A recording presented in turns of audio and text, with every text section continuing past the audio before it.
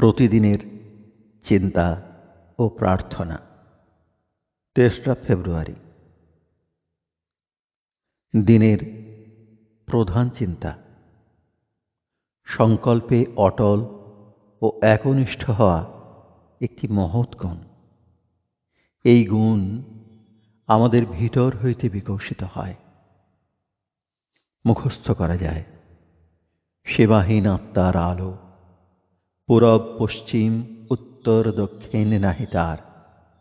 সেই আত্মার সে আলো দেয় সর্বদেশে, শুধু যবে বন্ধ রাখি মোরা দুয়ার মোদের। হায়, যবে রাখি অর্গলিত দ্বার, পারে না কো প্রকাশিতে সে আলো কোথায়। উপদেশ, আমাদের এমন জ্ঞান অর্জন করিতে হইবে যাহা অচল অটল।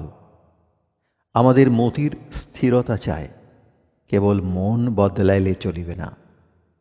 যাহারা খামখেয়ালি অস্থির চিত্ত, তাহারা নিজেরাও দুঃখ পায়, অপরকেও দুঃখ দেয়।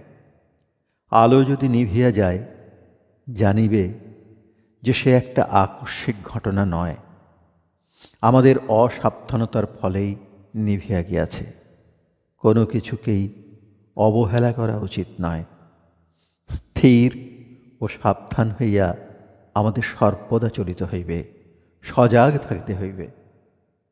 মনের স্থিরতা চাই, এবং নিত্য বস্তুতে মনকে নিবিষ্ট করিতে পারিলে দৃঢ়তা আসে। এই দৃঢ়তায় আমাদের বিশেষ প্রয়োজন প্রার্থনা।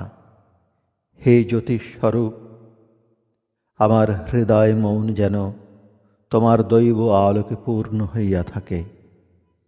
আমার অন্তর হইতে সকল কলুষ, সকল অজ্ঞানতা দূর করো।